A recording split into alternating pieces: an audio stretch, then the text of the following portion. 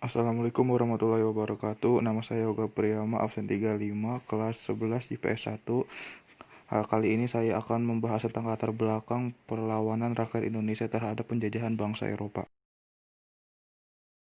Latar belakang pada awalnya kedatangan bangsa-bangsa Eropa ke Indonesia diterima dengan baik oleh rakyat Indonesia. Namun, sekian lama bangsa-bangsa Eropa tersebut menunjukkan sikap yang kasar. Selain itu, mereka mulai menguasai dan memonopoli perdagangan rempah-rempah di Indonesia. Lambat laun, rakyat Indonesia mulai menunjukkan sikap-sikap permusuhan kepada kekuasaan bangsa Eropa. Perlawanan demi perlawanan dilakukan oleh rakyat Indonesia. Faktor yang mendorong rakyat Indonesia melakukan perlawanan. 1. Sikap bangsa Barat yang ingin menguasai kekayaan alam dan menjajah rakyat Indonesia. 2. Keinginan untuk hidup aman dan tentram. 3. Keinginan untuk berdaulat di wilayah sendiri. 4. Sistem kolonialisme dan imperialisme sangat membelenggu kehidupan rakyat Indonesia. Faktor penyebab kegagalan rakyat Indonesia dalam melawan penjajah. 1. Kurangnya persatuan dan kesatuan antara rakyat dan kerajaan yang ada di Indonesia. 2. Sumber daya manusia bangsa Indonesia yang lemah jika dibandingkan dengan sumber daya manusia bangsa Barat atau penjajah. Contoh perlawanan rakyat Indonesia terhadap Portugis. Perlawanan Kesultanan Malaka pada tahun 1509, Portugis mengutus Diego Lopes de Sequeira. Ia diminta untuk menemukan Malaka, menjalin persahabatan dengan penguasa setempat dan menetap di sana sebagai wakil Raja Portugal wilayah sebelah timur India. Setibanya di Malaka, Sequeira disambut dengan ramah oleh penguasa Kesultanan Malaka, Sultan Mahmud Shah.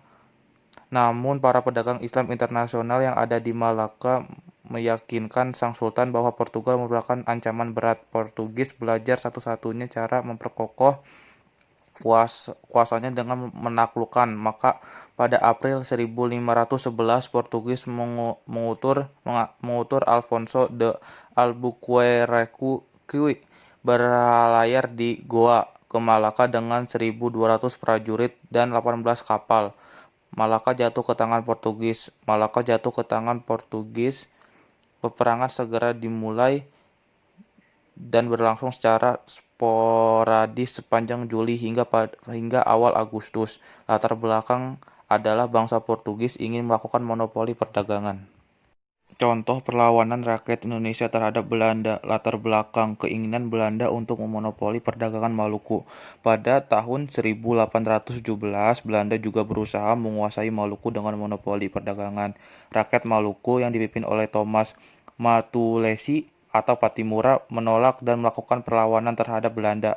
Pertempuran sengit terjadi di benteng Durstud, Saparua. Belanda mengerahkan pasukan secara besar-besaran. Rakyat Maluku terdesak. Perlawanan rakyat Maluku melemah akibat tertangkapnya Patimura dan Marta Christina Tiahahu.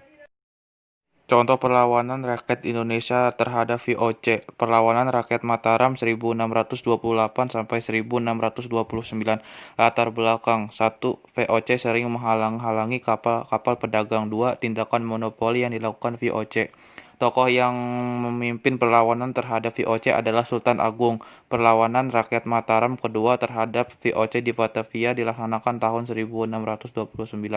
Sultan Agung menyerang Batavia untuk kedua kalinya yang dipimpin oleh Dipati Pugar dan Dipati Purbaya. Pasukan Mataram berusaha membendung Sungai Citarum yang melewati kota Batavia.